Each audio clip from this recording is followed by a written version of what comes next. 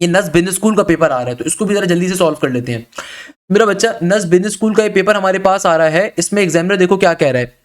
इस एनबीएस के पेपर के अंदर एग्जामिनर कहता है अ coin is tossed 3 times, how many times will the head appears, उसकी प्रोबेबिलिटी बतानी थी। सही है ना भैया? तो अगर मेरे पास एक कॉइन को 3 दफा आप उछालते हो तो इस बात की प्रोबेबिलिटी बताइए कि हेड कितनी दफा आएगा। तो भाई यानी कि आपको एग्जामिनर कह रहा है कि भाई कभी ना कभी हेड आना चाहिए, एक ना एक हेड तो आना चाहिए। तो अगर मैं एक कॉइन को टॉस करता हूं तो उसमें कितने चांसेस हैं, क्या प्रोबेबिलिटी कि हेड लाजमी तौर पे आए, हेड लाजमी तौर पे आए, चाहे एक दफा आए, 2 दफा आए, 3 दफा आए। तो भाई 7/8 का केस होगा ना, सिवाय एक केस के जिसमें सारे के सारे टेल होंगे, उसके अलावा बाकी सारे केसेस होंगे। तो 7/8 इज द करेक्ट आंसर। एक और क्वेश्चन था, circle with centre -3,2 and radius 7 from the equation. बच्चों वाला क्वेश्चन है भैया। ये आपके पास ए है, ये आपके पास बी है, रेडियस आपको गिवन है। सिंपल तरीके से फॉर्मूला अप्लाई करोगे कौन सा, x माइनस ए का whole square plus y minus B का होल स्क्वायर इक्वल टू के बाद आर स्क्वायर का फॉर्मूला अप्लाई करोगे, सॉल्व हो जाएगा क्वेश्चन। तो x माइनस ए, एक इसके बराबर है -3 के, तो नेगेटिव नेगेटिव प्लस के 3 का होल स्क्वायर बन गया। y माइनस बी यानी कि y माइनस 2 का whole square equal to r square. तो 7 का स्क्वायर विल बिकम 49, सिंपलीफाई करोगे आंसर आ जाएगा। नेक्स्ट क्वेश्चन में एग्जामिनर कह रहे हैं कि भैया सम ऑफ फर्स्ट 100 नेचुरल नंबर्स। तो फर्स्ट 100 नेचुरल नंबर्स का सम कैसे निकालोगे बेटा? एनबीएस के अंदर एक क्वेश्चन पूछा गया। एनबीएस की जो इस दफा की टॉप पोजीशन आई है 173 मार्क्स के साथ नस के नेट नंबर 2 के अंदर, अल्हम्दुलिल्लाह इब्राहिम साहब ने हमारे बैच नंबर 1 से हासिल करी है। तो मेरे प्यारे बेटे, फर्स्ट 100 नेचुरल नंबर्स का सम कैसे निकालोगे? n into n plus 1 divided by 2 इसका फॉर्मूला होता है। तो अगर मुझे फर्स्ट 100 नंबर्स का सम निकालना है तो क्या बन जाएगा, 100 का 100, 100 प्लस का 1, 101 डिवाइडेड बाई 2, तो बन जाएगा 250 इज 100। 50 को 101 से मल्टीप्लाई करोगे, आपका पर्टिकुलरली आंसर आ जाएगा, सिंपल इस तरीके से। अच्छा, आपको एवरेज बताना है, आपको सम नहीं बताना है इस क्वेश्चन में, भाई एवरेज बताना है। तो अगर एवरेज निकालना है तो एवरेज कैसे निकालोगे? एवरेज निकालने के लिए आप सिंपल फर्स्ट टर्म को लास्ट टर्म को ऐड करवा दो, डिवाइडेड बाय 2 करवा दोगे, आपका आंसर आ जाएगा 50.5 के बराबर। अगर एवरेज निकालना है फर्स्ट 100 नेचुरल नंबर्स का तो इस तरीके से निकाला जाएगा। नेक्स्ट क्वेश्चन अगेन देखो, ये पास पेपर्स में बहुत दफा आ चुका है। इसमें एग्जामिनर क्या कहता है, उसको मैं थोड़ा सा यहाँ पे जूम कर देता हूँ इस जानिब, आपकी इजाजत का तलबगार हूँ। अगर मैं इसको थोड़ा सा क्या कर दूं भैया, इसको मैं थोड़ा सा यहाँ पे इस तरफ एक्सटेंड कर दूं ताकि हमारे पास जगह बन जाए भैया, हमारे पास क्या बन जाए, थोड़ी सी जगह। अच्छा भाई, यहाँ पे देखो एग्जामिनर क्या कह रहा है कि अगर आपके पास x की वैल्यू आ रही है किसके बराबर, अगर मेरे पास x आ रहा है 3 प्लस का 2 के बराबर सिर्फ, सही है ना भैया? तो एग्जामिनर कहता है ये बताइए आपके पास x माइनस 1/x क्या होगा, x माइनस 1/x। तो पहले 1/x निकाल लूँ ना यार, पहले 1/x अगर निकाल लूँ मैं, 1/x क्या होगा, 1 डिवाइडेड बाई 3 प्लस का √2। भाई यहाँ पे आप सिंपल पहले एलसीएम ले लो, यहाँ पे अगर आप सिंपल एलसीएम ले लो तो या आप रैशनलाइज करवा लो, क्या हो जाएगा? रैशनलाइज करने के अंदर हम सेम टर्म लेते हैं बट उसको अपोजिट साइन से कर देते हैं, सही है ना? उससे मल्टीप्लाई डिवाइड, ये हो जाएगा, ऊपर आ जाएगा आपके पास 3 माइनस का √2 और नीचे आ जाएगा 3 का स्क्वायर इज 9 प्लस माइनस का माइनस एंड √2 से जब मल्टीप्लाई होगा तो खत्म हो गया। सिंपल आपने यहाँ पे ए स्क्वायर माइनस बी स्क्वायर का फॉर्मूला कंप्लीट करा, ए प्लस बी इंटू ए माइनस बी, ये आपका ए स्क्वायर 3 का स्क्वायर इज 9 और √2 जब √2 से मल्टीप्लाई होगा तो √2 का स्क्वायर, रूट खत्म हो गया। ये आपके पास आ गया सिंपल 3 माइनस √2 के बराबर और नीचे आ गया 9 में से 2 निकालोगे 7 के बराबर। अब इसको सिंप्लीफाई करवा लो, तो x बराबर था किसके, 3 प्लस के √2 के माइनस का 1/x, तो 1/x की वैल्यू आई हमारे पास 3 माइनस का √2 डिवाइडेड बाई 7। यहाँ पे भी एलसीएम लेना पड़ेगा, 7 से मल्टीप्लाई 7 से डिवाइड, इससे ये बन जाएगा 7 3 21, 7 3 21 प्लस का 7 इंटू √2, नीचे डिवीजन में 7 माइनस का 3 माइनस माइनस माइनस से साइन कन्वर्ट हो जाएगा प्लस का √2। 21 में से जब 3 को माइनस कर सिंप्लीफाई करोगे तो क्या बन जाएगा, ये हो जाएगा आपके पास सिंपल 21 माइनस का 3, ये आ जाएगा 18 के बराबर और 7 √2 प्लस का √2, ऑब्वियसली इट शुड बिकम 8 √2 के बराबर और नीचे 7 का 7 एज इट इज, ये आपका आंसर आ रहा होगा, सही है ना भैया? अच्छा, नेक्स्ट क्वेश्चन में एग्जामिनर कह रहा था कि भाई अगर ए एक्स की पावर बराबर है किसके, बी के, अगर ए एक्स की पावर बराबर है किसके, बी के, और बी की पावर वाई बराबर है सी के, तो सी की पावर जेड बराबर है ए के, भैया उसको सॉल्व करना है एक्स वाई जेड को। तो भैया अगर आप लॉगरिथम को अप्लाई करोगे ना और फिर मल्टीप्लाई करोगे तो आपके पास सिंपल एक्स वाई जेड का आंसर 1 के बराबर आएगा, ये पीछे रीजन है। अच्छा बेटा, अब देखो नेक्स्ट क्वेश्चन जो आ रहा है ना, इसको मार्क कर लो, ये नज़्म बिन स्कूल के अंदर बच्चों की दिमाग की चूल्हे हिलाने के लिए आ रहा है, सही है, दिमाग की चूल्हे हिल जाएंगी। एग्जामिनर कह रहे हैं ए की पावर एक्स अगर बराबर है बी के, बी की पावर वाई अगर बराबर है सी के, सी की पावर जेड अगर बराबर है ए के, तो बताइए एक्स वाई जेड क्या होगा? ये दिमाग की चूल्हे हिलाएगा। देखो इसको सॉल्व कैसे करोगे, सिंपल तरीके से तुमने यहाँ पे लॉगरिथम का फंक्शन अप्लाई करना है दोनों तरफ। लॉगरिथम की प्रॉपर्टी होती है कि कभी भी लॉगरिथम किसी भी टर्म पे अगर अप्लाई हो रहा हो, सही है ना, अगर जो पावर होती है ना, पावर पहले आ जाती है, लॉगरिथम नीचे वाले टर्म पे अप्लाई हो जाता है। तो हम यहाँ पे अगर लॉगरिथम अप्लाई करूँ मैं, तो लॉगरिथम दोनों तरफ अप्लाई करना पड़ेगा मेरा बेटा। सिंपल तरीके से भाई यहाँ पे क्या हो जाएगा, ये x पहले आ जाएगा और ये लॉगरिथम अप्लाई हो जाएगा a के ऊपर, और यहाँ पे भी log b का log b एज आ जाएगा। हमने दोनों तरफ log को अप्लाई करेंगे, फिर log की प्रॉपर्टी अप्लाई करोगे, पावर पहले आ जाएगी, लॉगरिथम नीचे वाले टर्म पे रहेगा, इक्वल टू के बाद log b का log b। सेम काम यहाँ पे करेंगे, लॉगरिथम को अप्लाई करेंगे मेरा बेटा। तो देखो y जो है पावर पहले आ गई, log b का log b इक्वल टू के बाद log c। ये मैंने क्या काम करा है, लॉगरिथम की प्रॉपर्टी होती है, लॉगरिथम अगर मुझे अप्लाई करना है, लॉगरिथम मेरे पप्पा तो है नहीं, ऐसे ही आ जाएंगे, तो भाई जाहिर सी बात है आप दोनों तरफ लॉगरिथम को अप्लाई करोगे, दोनों तरफ क्या करोगे, लॉगरिथम को अप्लाई करोगे, नॉर्मल सी बात है। लॉगरिथम की प्रॉपर्टी आपसे कहती है कि भाई पावर पहले आ जाएगी और लॉग नीचे वाली टर्म पे अप्लाई रहेगा, इक्वल टू के बाद लॉग जो भी वहां पे दूसरी टर्म होगी उस पर भी लॉग अप्लाई होगा, क्योंकि हम दोनों तरफ अप्लाई कर रहे हैं। अच्छा सेम गोज फॉर हियर, यहाँ पे भी देखो z पावर है पहले आ गई, लॉग अप्लाई होगा एक दफा नीचे वाली टर्म के ऊपर और इक्वल टू के बाद लॉग ए का लॉग ए, सही है। अब तुम जो है ना लॉग सबसे पहले देखो मेरे पास ये वैल्यू है, सही है।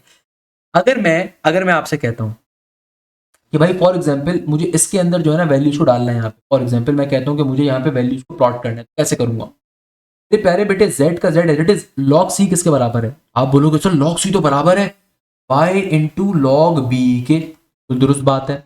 तो log a किसके बराबर है, log a अगर मैं यहाँ से निकालना चाहूँ तो बराबर होगा log b divided by x, बराबर होगा log b divided by x के, log b से log b कट गया, x यहाँ पे डिवाइड हो रहा है, वहाँ पे मल्टीप्लाई होगा, तो z into y into x बराबर होगा 1 के, इसका आंसर होगा 1 के बराबर। तो ये इस क्वेश्चन की लॉजिक थी भाई। अच्छा सही है ना भाई, ये इस क्वेश्चन की क्या थी, लॉजिक थी।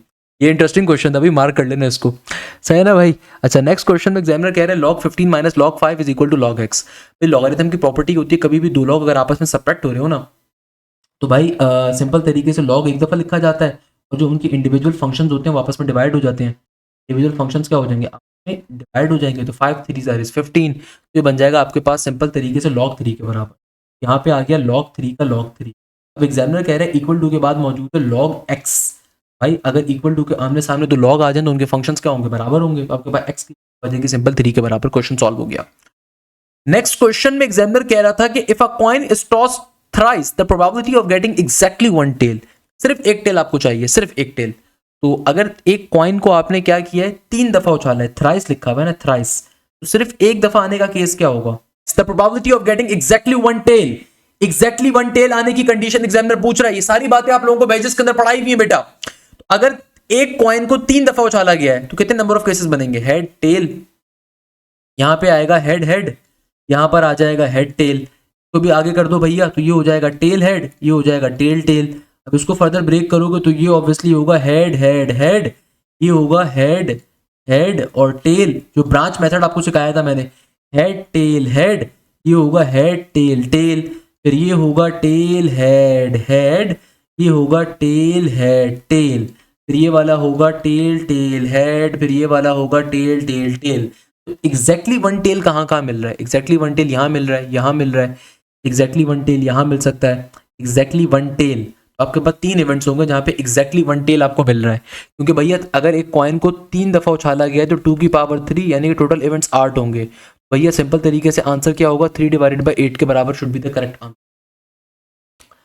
अच्छा भाई आगे हमारे पास जो नेक्स्ट क्वेश्चन आ रहा है, इसमें एग्जामिनर कहता है कि भाई if a diagonal of a rectangle is 20 centimetre, the length is 8 centimetre, the width will be dash.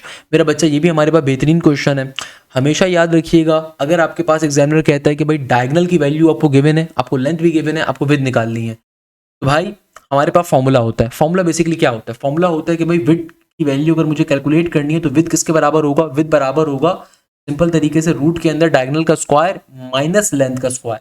Formula दर हकीकत एग्जिस्ट ही कर रहा होता है आपके पास। अगर मैं आपको सिंपल सी बात बताऊं, तो डायगोनल का जो स्क्वायर होता है ना, जो डायगोनल का स्क्वायर होता है वो बेसिकली बराबर होता है किसके, वो बराबर होता है हमारे पास लेंथ का स्क्वायर प्लस विड्थ के स्क्वायर के। तो अगर मुझे विड्थ का स्क्वायर कैलकुलेट करना है तो मैं क्या करूंगा, सिंपल तरीके से, उसके पीछे रीजन है, उसके पीछे रीजन ये कि एक जो रेक्टेंगल होता है ना, इसमें डायगोनल, ये इसको डायगोनल कहते हैं, तो राइट एंगल ट्रायंगल फॉर्म हो रहा है, तो आप सिंपल तरीके से पाइथागोरस थ्योरम पे सॉल्व करो, तो सेम पाइथागोरस थ्योरम अप्लाई यहाँ पे कर रहे हो, सही है ना। तो अगर मुझे विड्थ की वैल्यू कैलकुलेट करनी है, बराबर होगा किसके, अंडर रूट के अंदर D square minus L square के, डी की वैल्यू गिवन है 20 का स्क्वायर आप कर दोगे 40 के बराबर, सही है ना भैया, सॉरी 400 के बराबर। 20 का स्क्वायर क्या होगा 400, क्योंकि 2 का स्क्वायर 4 और 0 का स्क्वायर 2 दफा 0 आ जाएंगे। फिर माइनस का साइन, 8 का स्क्वायर विल बिकम 64, ये आपके पास आ जाएगा जो भी आंसर आपके पास है सिंप्लीफाई करने के ऊपर। 18 point something should be the correct answer आपके पास, कि उसके लगभग आ रहा होगा। अच्छा, एक और क्वेश्चन बच्चे ने शेयर किया कि सर एक क्वेश्चन आया था, a person A gets an ईदी गॉट एक्स ईदी, यानी कि एक बंदा है उसको जो है ना मिली है एक्स अमाउंट ऑफ ईदी, सही है ना भैया। On each shop he went he spend ₹10 more than half of what he got when he came, what money did he get as an ईदी। इनिशियल अमाउंट थी उसकी एम की, सही है ना, जो भी उसके पास रिमेनिंग अमाउंट है वो एम की है। कंडीशन क्या बनेगी, on each shop he went he spend ₹10 more than half of what he had when he came, 10 रुपए ज्यादा उसके मुकाबले में जो उसने आधे खर्च कर दिए। ये फिर बनेगा आपके पास m डिवाइडेड बाई 2 प्लस 10 के बराबर। ये कंडीशन आपकी यहाँ पे फॉर्म हो रही है। अगर मैं कहता हूं कि भाई रिमेनिंग जिस भी शॉप पे जा रहा है उससे पहले अगर उसके पास m अमाउंट मौजूद है, a person got an x ईदी on each shop he went, he spend ₹10 more than half of what he had what when he came, है ना भाई, m यानी कि m अमाउंट को गिवन है। तो भाई अगर मैं एक बच्चा हूं, अगर मेरे पास ईदी कुछ पैसे मौजूद हैं, मैं एक शॉप पे गया तो मैंने 10 रुपए ज्यादा खर्च किए एज कंपेयर टू जो पैसे मेरे पास मौजूद थे उसके आधे से ज्यादा। लेट्स सपोज अगर 100 रुपए मेरे पास इनिशियल मौजूद थे, सही है, तो 100 में से 100 डिवाइडेड बाई 2 50 प्लस का 10 मैंने उतने ज्यादा खर्च कर दिए, यानी कि मैंने 100 में से 60 रुपए मैंने खर्च कर दिए, आधे से 10 रुपए ज्यादा, यानी कि 40 रुपए सिर्फ बचेंगे मेरे पास। ये बात समझ में आ रही है कि भाई कंडीशन यहाँ पे कैसे मैंने फॉर्म करी है कि भाई लेट सपोज मैं किसी भी शॉप में एंटर हो रहा हूँ तो जो भी मेरी अमाउंट है उसमें से आप माइनस करोगे ना, कि ताकि आप अपनी रिमेनिंग निकाल सको। तो भाई जिस भी शॉप पे जब मैं एंटर हो रहा हूँ तो जो भी मेरी रकम थी उसके आधे से 10 रुपए ज्यादा खर्च कर रहा हूँ, तो उसका आधा आधा करने के लिए डिवाइडेड बाई 2 किया प्लस का 10, जो ओरिजिनल अमाउंट थी उसमें से माइनस करके आप रिमेनिंग निकाल रहे हो। लेट सपोज मेरे पास 200 रुपए मौजूद थे, फॉर एग्जाम्पल 200 रुपए मौजूद थे जब मैं शॉप में एंटर हो रहा हूँ, तो 200 रुपए मेरे पास मौजूद थे, तो भैया 200 डिवाइडेड बाई 2 ये बन गया 100 प्लस का 10 ज्यादा, यानी कि मैं इतने पैसे हर शॉप में खर्च करता जा रहा हूँ, खुले दिल का आदमी हूँ। ये कंडीशन मेरी फॉर्म हो गई। अब आप इसको चेक करोगे बारी बारी कि भैया कितनी अमाउंट बनती है, सही है ना। तो लेट सपोज सबसे जो आखिरी वाली शॉप है, अगर मैं कंसीडर करता हूँ कि आखिरी शॉप के ऊपर उसके बाद कोई पैसे नहीं बचे, तो हम लोग फिर कंसीडर करेंगे कि भाई m डिवाइडेड बाई 2 माइनस का 10 बराबर है 0 के। यहाँ से फिर आप इसको सॉल्व करोगे तो ये बनेगा आपके पास m डिवाइडेड बाई 20 एलसीएम लेने के ऊपर, और यह आपके पास आ जाएगा m की वैल्यू 20, यानी कि आखिरी शॉप पे एंटर होने से पहले उसके बाद 20 रुपए थे। फिर अब आप सेकंड लास्ट शॉप में जब मैं एंटर हो रहा हूँ तब कितने होंगे, m डिवाइडेड बाई 2 माइनस का 10, तो ये जो आखिरी शॉप के ऊपर अगर जाने से पहले 20 रुपए बचे थे, यानी कि मेरे पास 20 रुपए होंगे। इसको फिर सिंप्लीफाई करो तो ये बन जाएगा मेरे पास m माइनस का 20 इज इक्वल 20 इंटू 40, माइनस 20 वहां पे जाएगा प्लस हो जाएगा, तो m की वैल्यू आएगी 60 के बराबर, यानी कि बिफोर सेकंड लास्ट शॉप मेरे पास 60 रुपए मौजूद थे। अगर मैं चेक करता हूँ अल्लाह भला करे थर्ड लास्ट शॉप के ऊपर मेरे पास कितने पैसे होंगे, आपकी बारी में मैं m डिवाइडेड बाई 2 माइनस का 10 कंपेयर करवाऊंगा 60 के साथ, यहाँ से मेरे पास आंसर आ जाएगा 60 इंटू m 60 टू 120, और जब 20 वहाँ पे जाएगा तो 140 के बराबर आएगा। तो डिपेंड करता है कितनी नंबर ऑफ शॉप्स आ रही हैं, डिपेंड करता है कितनी नंबर ऑफ शॉप्स के अंदर वो गया है, तो ये उसके ऊपर डिपेंड कर रहा होगा कितनी नंबर ऑफ शॉप्स के ऊपर वो एंटर हुआ है, ना ये उसके ऊपर डिपेंडेंट होगा कितनी नंबर ऑफ शॉप्स के ऊपर ये बच्चा एंटर कर रहा है, तो उसके ऊपर डिपेंड करेगा कि टोटल अमाउंट कितनी बन रही है। यहाँ पे बच्चे ने आधा जुमला नहीं लिखा हुआ, तो मैंने आपको अपने पास से बता दिया किस तरीके से आपने सॉल्व करना है, सही है ना भैया। तो मैंने आपको आधी से ज़्यादा चीज़ तो मैंने सॉल्व करवा दी है, बाकी रिमेनिंग के अंदर हमें ये नहीं पता कि कितनी एक्चुअल दुकानों में वो एंटर कर रहा है। एक और क्वेश्चन आ रहा है कि भाई in a class of 100 people 30 like cricket, 20 like football and 10 like both, find the probability of people who like neither both, यानी कि भैया कोई भी चीज़ लाए नहीं करते। एक क्लास है उसमें देखो टोटल बच्चों की तादाद आपको गिवन है, तो टोटल तादाद आपको गिवन है, तो ये आपके पास एक ग्रुप 1 है, फिर प्लस का साइन ग्रुप 2, माइनस का बोथ प्लस का नीदर। ये एक फॉर्मूला होता है सेट्स के अंदर कि भाई कभी भी अगर आपको बोथ की क्वांटिटी कैलकुलेट करनी है नीदर की करनी है उसके लिए फॉर्मूला इस्तेमाल करते हैं। एक क्लास है उसमें टोटल 100 लोग मौजूद हैं। पहली तरह के लोग वो हैं जिनको 30 बच्चे ऐसे हैं जिनको फुटबॉल खेलना पसंद है, 20 बच्चे ऐसे हैं जिनको क्रिकेट खेलना पसंद है, 30 बच्चे ऐसे हैं क्रिकेट खेलना पसंद है, 20 ऐसे हैं फुटबॉल खेलना पसंद है, और 10 बच्चे ऐसे हैं जिनको दोनों चीज़ें पसंद हैं। दोनों चीज़ें खेलते हैं, तो यहाँ से हम नीदर की क्वांटिटी निकाल सकते हैं। तो 30 प्लस का 10 50, 50 माइनस का 10 40, और 40 में से 100 को जब माइनस करोगे ना आप, तो ये बनेगा आपके पास किसके बराबर, 100 में से जब 40 को माइनस करोगे 60 के बराबर, तो आपके पास नीदर की क्वांटिटी आ गई 60 के बराबर। अब अगर मुझे प्रोबेबिलिटी निकालनी है नीदर की, तो सिंपल तरीके से आप 60 को ऊपर रखोगे और नीचे डिवाइड बाय 100 करोगे, आपका आंसर आ जाएगा। क्वेश्चन आ रहा है, इसमें एग्जामिनर कहता है a person is to travel 240 kilometre, he starts with 60 kilometre per hour initially but half way, यानी कि एक बंदे ने 240 किलोमीटर का टोटल डिस्टेंस ट्रेवल करना था और उसने चलना स्टार्ट करा 60 किलोमीटर पर आवर की स्पीड के ऊपर, मगर आधे रास्ते के बाद उसको ख्याल आया है कि भाई मैं अपनी स्पीड को इंक्रीज करता हूं 10% के ऊपर, सही है। तो how much time was taken to complete the journey, total time बताना है आपको। क्वेश्चन इंटरेस्टिंग है, मार्क कर लो भाई, मजे का क्वेश्चन है मेरे प्यारे बेटे। आपके पास इस क्वेश्चन की लॉजिक क्या बनती है, देखो 240 अगर किलोमीटर टोटल है तो उसका आधा क्या होगा, 240 का आधा होगा 2 1 2 2 2 4 0, यानी कि 120 किलोमीटर। आधा का काम तो बहुत आसान है, पहले जो 120 किलोमीटर है उसके लिए स्पीड आपको गिवन है कि वो 60 किलोमीटर पर आवर की स्पीड पे चल रहा है, तो आधा टाइम तो मेरे पास डायरेक्टली आ जाएगा, सिंपल मैं 120 डिवाइडेड बाय 60 करूंगा, ये आ जाएगा 6 2 12, यानी कि 2 घंटे लगेंगे उसको आधा सफर तय करने में। अब उसने फैसला क्या किया आधी जर्नी के बाद कि मैं अपनी स्पीड को 10% इंक्रीज कर देता हूं, तो भाई इनिशियल जो भी स्पीड थी उसको 10% इंक्रीज कर देता हूं, है ना। इनिशियल स्पीड जो जिस स्पीड पे चल रहा था that was 60 kilometre per our की, उसको अब वो 10% इंक्रीज कर रहा है। तो मैं कंसीडर करते हैं हम परसेंटेजेस के अंदर ये टॉपिक आपको पढ़ाया जाता है कि अगर उसकी इनिशियल स्पीड 100% थी तो उसमें 10% का इजाफा हो गया तो 110% बन गई, यानी कि बन गई आपके पास 1.1 के बराबर, नॉर्मल सी बात है 1.1 के बराबर बन गई। अब इसको अगर सिंप्लीफाई करूँ आसान भाषा में, इसको ऐसे करके लिख दो 110 डिवाइडेड बाय, जब कोई परसेंटेज रिमूव होता है डिवीजन में 100 आता है, 0 से 0 कट गया, 0 0 कट गया, 6 into 11, ये बन गया आपके पास 66 किलोमीटर पर आवर के बराबर। तो हमारे पास जो अगले आधी जर्नी का जो स्पीड आ गई वो 66 किलोमीटर पर आवर की आ गई।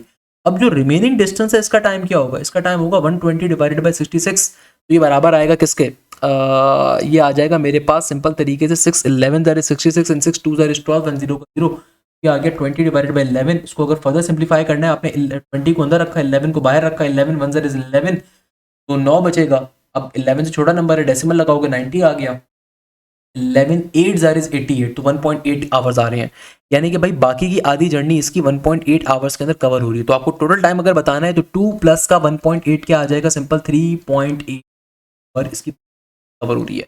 इस तरीके से क्वेश्चन सॉल्व हो जाएगा। नेक्स्ट क्वेश्चन में एग्जामिनर कह रहा था भाई मैट्रिक्स मल्टीप्लिकेशन का क्वेश्चन आ रहा था, मैट्रिक्स मल्टीप्लिकेशन कैसे सॉल्व करते हो, हेड टू टेल कॉन्सेप्ट के ऊपर, हेड टू टेल कॉन्सेप्ट को अप्लाई करोगे यहाँ पे, मेरे प्यारे बेटे 3 1 ज़र 3 बन जाएगा और हेड हेड से मल्टीप्लाई होगा, टेल टेल से होगा, 2 into 0 खत्म हो गया, फिर 5 1 ज़र इज 5 एंड 4 into 0 खत्म हो गया।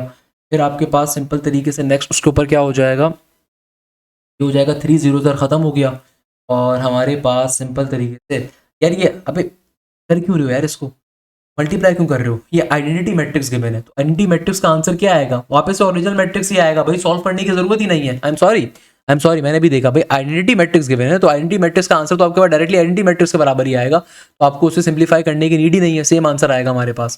खैर नेक्स्ट क्वेश्चन जो आ रहा है अगेन एक वर्ड प्रॉब्लम क्वेश्चन था कि भाई 100 houses have an average income of 20,000 rupees, if a house with 50,000 income is removed the average of income of the 99 houses will be dash।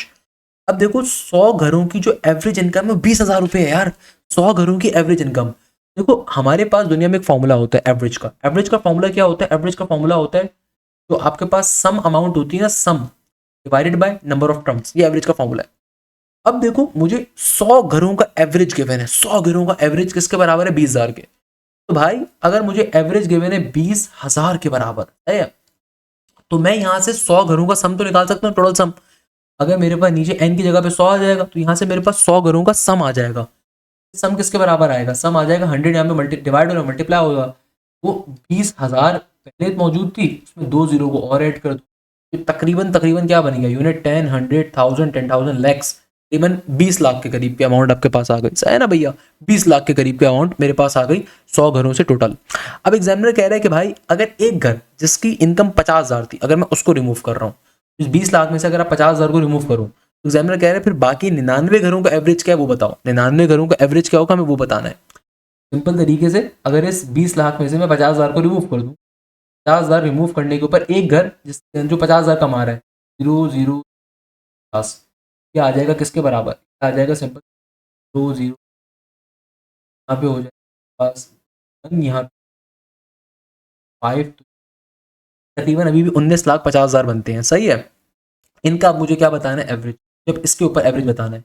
अब की बारी में चूंकि अब टोटल घर कितने बचे, 99 पर रखोगे 195 और फिर आगे 0 0 तो नीचे 99, सारे जीरोस को इग्नोर कर दो। सिंपल 195 को 99 पे डिवाइड करके चेक कर लो। 195 को जब 99 पे डिवाइड करोगे ना बेटा, तो ये आएगा आपके पास सिंपल तरीके से किसके बराबर, 99 1 ज़र इज 99, एरिडेज ले लो। तो ये आ जाएगा 195 में से 99 को जब माइनस करोगे तो ये 8 बन गया।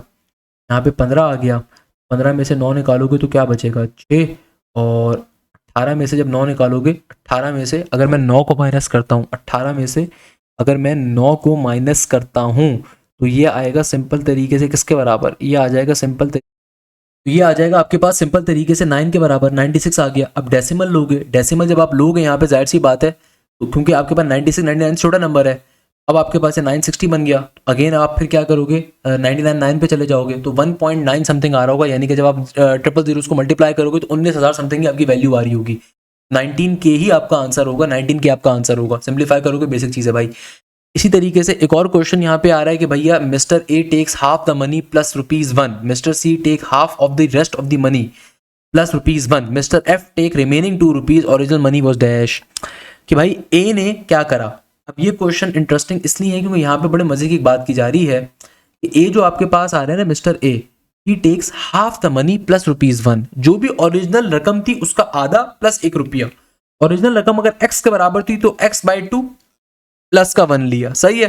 तो रिमेनिंग क्या होगी आपके पास, रिमेनिंग आपके पास कितनी बनती है, रिमेनिंग आपके पास होती है x माइनस का x/2 प्लस का 1 आपकी रिमेनिंग अमाउंट है। इसको अगर मैं सिंप्लीफाई करवा लूं तो ये बन जाएगी रिमेनिंग अमाउंट मेरे पास सिंपल x/2 माइनस का 1, ये मेरी रकम रिमेनिंग है और ये रकम ए साहब ने ली थी। आगे कहता है कि मिस्टर सी, अच्छा बेटा अब देखो हमारे पास जो नेक्स्ट क्वेश्चन आ रहा है, इस क्वेश्चन के अंदर एग्जामिनर आपसे क्या कह रहा है। एग्जामिनर कहता है कि Mister A takes half the money plus ₹1, Mister C takes half of the rest of the money plus ₹1, Mister F takes the remaining ₹11, the original money was dash. अब ये ऐसा क्वेश्चन है जो कि पहले भी हमारे पास आ चुका है और ये क्वेश्चन रिपीटेड क्वेश्चन आ रहा है, प्लीज रिमेंबर दिस थिंग। देखो एग्जामिनर यहाँ पे क्या कह रहा है, पहले जरा बात को समझेंगे। ये क्वेश्चन बहुत इंपॉर्टेंट है, नस्ब बिजनेस स्कूल के अंदर मैं समझता हूँ कि one of the most important question. देखो सबसे पहले एग्जामिनर क्या कहता है कि भाई आप कंसीडर कर लो कि ओरिजिनल मनी बराबर है एक्स के, ओरिजिनल मनी बराबर है किसके, एक्स के। तो एग्जामिनर कहता है कि जो ए है ना उसने आधे पैसे लिए प्लस ₹1 लिया, आधे पैसे लिए और ₹1 लिया। तो आपने कंसीडर करा कि ओरिजिनल मनी बराबर है एक्स के, ये बन जाएगा x डिवाइडेड बाई 2 प्लस का 1। अब आप देखो रिमेनिंग कितना बचा। अगर मैं कहता हूं कि भाई a का रिमेनिंग क्या होगा, अगर टोटल पैसे मेरे पास x थे तो इसमें से अब आप क्या कर दो, इसको माइनस करो x डिवाइडेड बाई 2 प्लस 1 को, तो क्या बनेगा। आप यहाँ पे एलसीएम लोगे, जाहिर सी बात है आप एलसीएम लोगे तो क्या बन जाएगा, हो जाएगा सिंपल, अल्लाह भला करे, ब्रैकेट ओपन होगा तो ये बनेगा x माइनस का x/2 माइनस का 1। सिंपल तरीके से आपने यहाँ पे एलसीएम को अप्लाई करना है।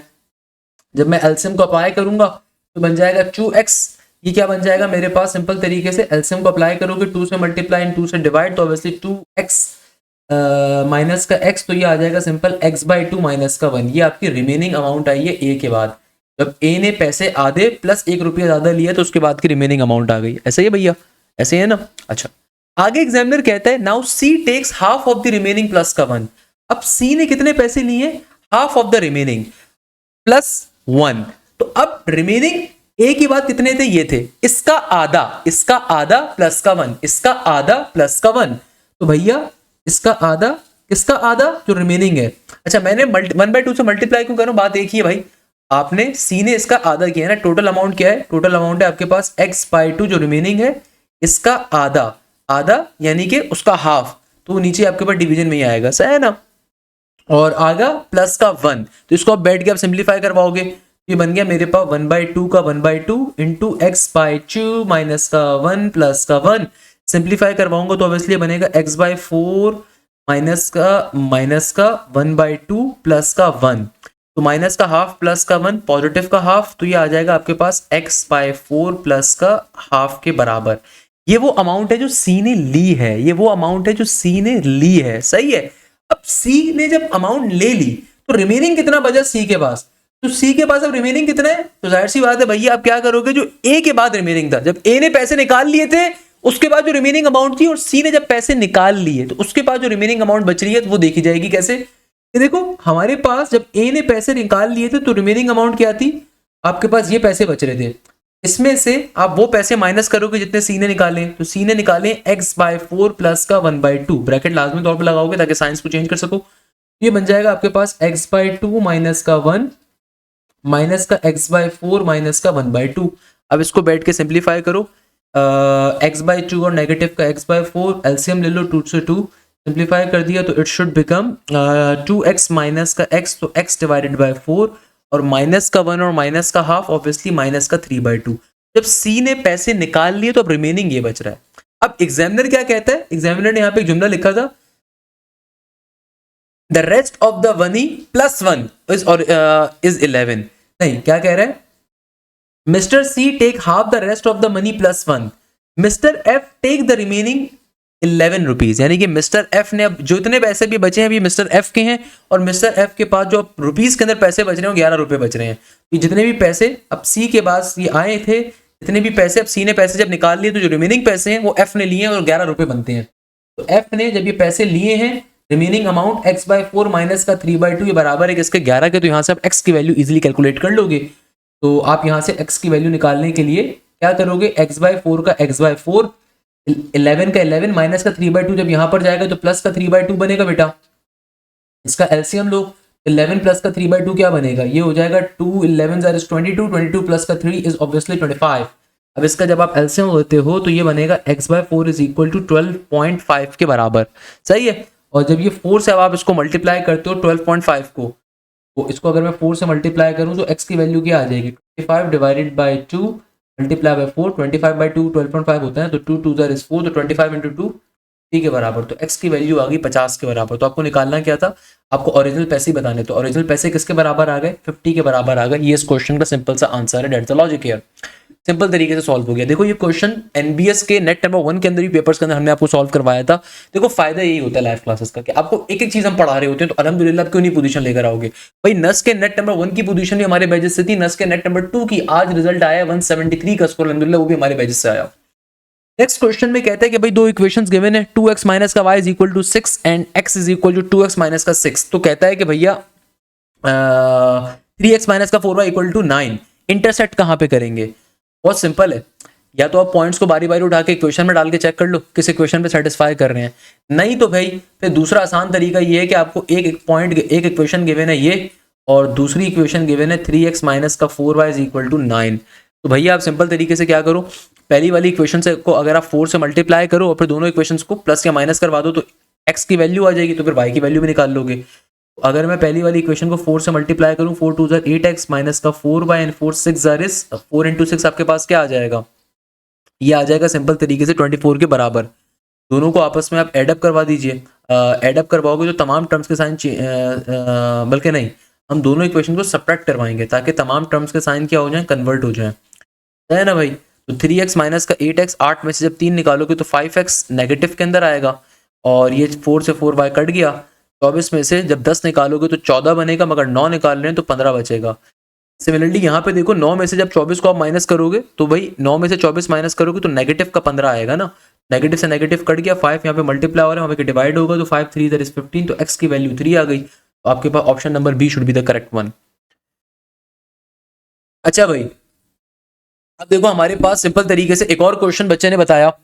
बच्चा कहता है सर एनबीएस के अंदर जो एक और क्वेश्चन आया था वो था कि if A complete some work in 5 days and B completed in 7 days, how fast can they complete the work together. Simple question है यार, रेट का क्वेश्चन आ रहा है, रेट एंड टाइम का। आपके पास एग्जामिनर कह रहा है कि भाई ए का काम करने का टाइम क्या आ रहा है, if A complete some work in 5 days, A के काम करने की स्पीड क्या है, 5 दिनों में काम कंप्लीट करता है, तो एक दिन में कितना काम करेगा, 1/5 के बराबर। And B completes in 7 days, B complete in 7 days, तो बी जो काम है वो 7 दिनों में कंप्लीट कर रहा है, एक दिन में कितना काम करेगा, 1/7। तो उसका रेट आ गया बी का काम करने का। टुगेदर रेट निकाल लो, कंबाइन रेट आप इनका निकाल लो। कंबाइन रेट निकालने के लिए दोनों के इंडिविजुअल रेट्स को आप एडअप करवाओगे तो 1/5 प्लस का 1/7 ये बन जाएगा 5 into 7 35 और एलसीएम लोगे 7 प्लस का 5 ये 12, तो 12/35 बन गया, कंबाइन रेट आ गया। अब आपको निकालना क्या है, कंबाइन टाइम निकालना है, सही है ना, कंबाइन टाइम निकालना है। तो कंबाइन टाइम कैसे निकालोगे बेटा, सिंपल तरीके से, बहुत सिंपल सा तरीके कार है। अगर इनका कंबाइन टाइम आपको निकालना है तो उसके लिए हम क्या करेंगे, टाइम निकालने का बेसिक तरीकेकार क्या होता है, 1 डिवाइडेड बाय कंबाइन रेट। तो भैया 1 divided by combine rate 12 divided by 35। Maths का बेसिक कॉन्सेप्ट, एक से ज्यादा टर्म्स अगर डिवाइड हो रही होंगी, नीचे वाली टर्म नीचे से ऊपर रेसिप्रोकेट फॉर्म में लिखी जाएगी। 35/12 बन गया। 35 को मैंने अंदर रखा, 12 को मैंने बाहर रखा। अब इसको आप बैठ के सिंप्लीफाई करवा लो। 12 2s आर 12 3s आर क्या होगा 36, तो 12 2s आर 24 होता है। तो ये हमारे पास हो जाएगा, या चाहो तो इसको हाँ सही है, 12 2s आर 24, तो ये हो जाएगा 24। कितना रिमेनिंग है, 5 में से 4 गया 1, 3 में से 2 गया 1, ये आ गया हमारे पास सिंपल तरीके से 2 का 2 तो 11/12 के बराबर ये टाइम आपके पास आ रहा है। ये आपका टाइम होगा। इसका मतलब क्या है, 2 days एंड तकरीबन 11/12 22 आवर्स बन रहा होगा। 2 days एंड 22 आवर्स आपका टाइम पीरियड होगा। आगे बच्चे ने बताया वैसे 10 से 15 क्वेश्चन रिपीटेड थे एनबीएस मैराथन से, बैच के लाइव पास पेपर क्लासेस से बहुत सारे क्वेश्चन रिपीटेड थे। ये हमारे पास एनबीएस का पेपर आ रहा है। इसके अलावा एक और बच्चे ने अपने नस बिजनेस स्कूल के पेपर में शेयर किया कि सर मेरे पास ये तमाम मीनिंग्स आ रहे थे, जो सिनोनियम्स एंटोनियम्स आ रहे थे, शॉर्ट पैसेज आ रहे थे एंड सो ऑन, तो इनको आप गो थ्रू कर सकते हैं। एक और पेपर जो अभी आ रहे हैं, नस बिजनेस स्कूल का हमारे पास पेपर आ रहा है माशाल्लाह से। तो ये जो पेपर आपके पास सामने आ रहा है बेटा, ये किसका आ रहा है, एनबीएस का पेपर आ रहा है। तो इस पेपर को भी सॉल्व करते हैं। ये नस्ट बिजनेस स्कूल का पेपर है भाई। तो आपके जो फ्रेंड नस्ट बिजनेस स्कूल का टेस्ट दे रहे हैं, उनसे लाजमी तौर पर आपने इस लेक्चर को शेयर करना है। सबसे पहले नंबर के ऊपर क्वेश्चन आता है कि भाई 1 + tangent square theta divided bye 1 - tangent square theta किसके बराबर होगा। देखो बेटा, आपको एक आसान शॉर्टकट अगर मैं बताऊं ना, इस तरह का कभी भी क्वेश्चन आ जाए, ऐसे क्वेश्चंस को सॉल्व करने की ट्रिक क्या होती है कि भाई आप सिंपल तरीके से कोई भी एंगल उठाइए, कोई भी एंगल लीजिए, आसान सा एंगल लीजिए। जैसे कि भाई मैंने आप लोगों को ये बात बहुत दफा बताई है, जो फेमस एंगल्स हैं ना वो आपको याद होने चाहिए। फॉर एग्जाम्पल 0 डिग्री है, 30 डिग्री है, 45 डिग्री है, 60 है और 90 है। सही है, ये 5 एंगल्स की वैल्यूज आपको कंपलसरी याद होनी चाहिए। अब अगर मैं साइन की बात करूं, तो साइन 0 किसके बराबर होता है, 0 के। साइन 30 बराबर होता है 1/2 के। साइन 45 बराबर होता है 1/√2 के, या फिर इसको √2/2 भी कहते हैं। साइन 60 डिग्री बराबर होता है √3/2 के, और साइन 90 बराबर होता है 1 के।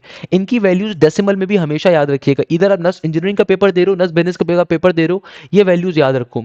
इसको खैर याद रखने की भी एक ट्रिक है, आप बोलते हो मैं ट्रिक भी बता देता हूं कि भाई इन 5 एंगल्स को जो है ना ऐसे करके हमेशा उतारो पेपर के स्टार्ट के अंदर, रफ पेज के ऊपर पांचों एंगल्स को उतारो, सबके नीचे अंडर रूट ले लो, सबके नीचे पहले अंडर रूट ले लो, सबके नीचे पहले अंडर रूट ले लो। सही है। फिर डिवीजन में सबके नीचे 4 लगा दो, डिवीजन में सबके नीचे 4 लगा दो, डिवीजन में सबके नीचे 4 लगा दो, डिवीजन में सबके नीचे 4 लगा दो, डिवीजन में सबके नीचे 4 लगा दो। अब 0 पहला एंगल है, 0 से स्टार्ट करो, फिर 1 पे जाओ, फिर 2 पे जाओ, फिर 3 पे जाओ, फिर 4 पे जाओ। अब इसको सिंप्लीफाई करो, 0 डिवाइड बाय 4 क्या होता है, 0। अंडर रूट में 1/4 क्या होगा, 1/2। अंडर रूट में 2 डिवाइड बाय 4 क्या होगा, ये होगा सिंपल तरीके से √2 डिवाइडेड बाय 2, या फिर इसको 1/√2 भी कहते हैं। तो किसके बराबर होगा, ये होगा √2 डिवाइडेड बाय 2, या फिर इसको 1/√2 भी कहते हैं। इसी तरीके से अगर आप पर्टिकुलरली जाओ √3/4 के ऊपर, तो ऊपर √3 आएगा, √4 बराबर होता है 2 के, और 4/4 1, और 1 का रूट बराबर होता है किसके, 1 के ही होता है। तो ये आपके पास विद इन सेकंड्स में वैल्यूज आ गई। सही है, इसको हमेशा ध्यान में रखो। अच्छा, इनकी वैल्यूज डेसिमल में भी आपको याद होनी चाहिए, जैसे कि 0 0 ही होता है, 1/2 होता है 0.5 के बराबर, 1/√2 किसके बराबर होता है, ये बराबर होता है 0.707 के, और √3 डिवाइडेड बाय 2 किसके बराबर होता है, ये बराबर होता है 0.86 के अराउंड, और 1 का 1 ही होता है।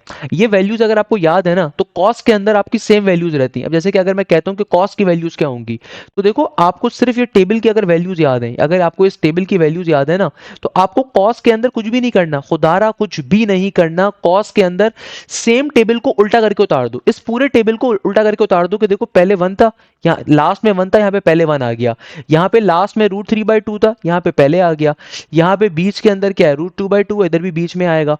फिर सेकंड वहां पे पहले 1/2 था, यहाँ पे सेकंड लास्ट पे आ जाएगा, वहां पे 0 था, यहाँ पे एंड में 0 आ जाएगा। तो सेम जो ये टेबल मौजूद था ना आपका साइन वाला टेबल, इसको आपने यहाँ पे उल्टा करके उतार दिया, यानी कि वहां पे जो लेफ्ट टू राइट वैल्यूज थी, यहाँ पे राइट टू लेफ्ट पे आपने शिफ्ट कर दिया। तो आपको साइन की वैल्यूज भी 5 एंगल्स की पता चल गई, कॉस की पता चल गई। अच्छा, टेंजेंट के अंदर वैल्यूज कैसे निकाली जाती हैं। टेंजेंट क्या होता है, टेंजेंट होता है sine divided by cos. Tangent क्या होता है, टेंजेंट होता है साइन डिवाइडेड बाय कॉस। तो मेरे प्यारे बेटे, टेंजेंट किसके बराबर होगा, टेंजेंट 0 डिग्री बराबर होगा साइन 0 डिवाइडेड बाय कॉस 0। तो 0 डिवाइडेड बाय 1, तो साइन 0 डिग्री क्या है, 0 के बराबर, कॉस 0 क्या है, 1 के बराबर, 0 डिवाइडेड बाय 1 होता है 0। टेंजेंट 30 क्या होगा, साइन 30 का जो आंसर है डिवाइडेड बाय कॉस 30, तो 1/2 डिवाइडेड बाय √3/2, तो नीचे वाले 2 से 2 कट जाएगा, तो ये बराबर होगा सिंपल तरीके से 1/√3 के। किसके बराबर होगा, 1/√3 के। सिमिलरली टेंजेंट 45 क्या होता है, साइन 45 बाय कॉस 45, तो ये 1 के बराबर होता है। टेंजेंट 60 क्या होता है, साइन 60 बाय कॉस 60, तो √3/2 और डिवाइडेड बाय 1/2। तो साइन 60 की जो वैल्यू है उसको कॉस 60 के साथ डिवाइड करवा दो तो आंसर आ जाएगा सिंपल √3 के बराबर। टेंजेंट 90 क्या होता है, साइन 90 डिवाइडेड बाय कॉस 90, तो 1 डिवाइडेड बाय 0 इन्फिनिटी होता है। तो आपके पास कभी भी 0 से लेकर 90 के दरमियान का कोई भी एंगल है उसको इस तरीके से सॉल्व कर सकते हो। अच्छा, इससे बड़ा कोई वैल्यू आए तो फिर वो आपने अगर ट्रिगोनोमेट्री की हमसे पढ़ी है ट्रिगोनोमेट्री, तो मैंने आपको उसकी ट्रिक सिखाई होगी कि भाई उसके लिए फिर आप क्या करते हो, रेफरेंस एंगल के अंदर ब्रेक करते हो। लेट सपोज अगर कभी 120 आ जाए, आपके पास क्वेश्चन आ जाए साइन 120 का, तो फिर उसको सॉल्व करने की शॉर्टकट क्या होती है कि आप उसको रेफरेंस एंगल और रिमेनिंग एंगल पे ब्रेक करते हो। रेफरेंस एंगल का मतलब होता है क्वाड्रेंट एंगल।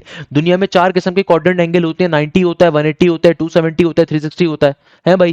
तो अब रेफरेंस एंगल अगर वर्टिकल लाइन से क्वेश्चन में जो ट्रिगोनोमेट्रिक फंक्शन होता है आंसर में चेंज हो जाता है, दूसरा वाला एंगल एज इट इज आ जाता है। 90 + 30 चूंकि सेकंड क्वाड्रेंट के अंदर है, तो साइन सेकंड क्वाड्रेंट में पॉजिटिव होता है, तो आंसर cos 30 होगा साइन 120 का। cos 30 का मतलब, तो cos 30 किसके बराबर होगा, ये बराबर होगा सिंपल तरीके से आपके पास √3 divided by 2। It's a very simple thing, solve हो जाएगा मेरा बेटा। तो भाई अब देखो, जैसे यहाँ पे एक क्वेश्चन था ना, 1 + tangent square theta divide by 1 - का टेंजेंट स्क्वायर थीटा। अब मैंने इसके लिए यही ट्रिक आपको बताऊंगा कि देखो इसको एक्सपेंड करने की जरूरत नहीं है, आप एक शॉर्टकट अप्लाई कर सकते हो। कभी भी इंजीनियरिंग के पेपर में, बिजनेस के पेपर में आपके पास कोई भी ट्रिगोनोमेट्री का इस तरह का क्वेश्चन है, आप कोई भी आसान सा एंगल लो, जैसे कि भाई टेंजेंट 45 मुझे पता है 1 के बराबर है, तो मैं क्या करूंगा, क्वेश्चन में जहां जहां थीटा है ना, मैं 45 डाल दो, सही है। तो भाई आप क्या क्या बन जाएगा, ये बन जाएगा ऊपर भी 1 + का 1, नीचे हो जाएगा 1 - का 1, तो यानी कि ये 1/0 बन रहा है, सही है। क्योंकि टेंजेंट 45 1 होता है, 1 का स्क्वायर 1 ही होगा, तो जहां जहां थीटा आ रहा है ना, मैंने थीटा की जगह पे लेट सपोज 45 डाल दिया। अब मैं क्या करूंगा, बारी बारी जो मुझे आंसर्स गिवन है ना, आंसर्स उसके अंदर भी जाऊंगा, बारी बारी आंसर्स के अंदर भी थीटा 45 रखूंगा और चेक करूंगा किस आंसर के ऊपर मुझे सेम वैल्यू मिलती है, जिस पे सेम वैल्यू मिल रही होगी मेरा करेक्ट आंसर होगा।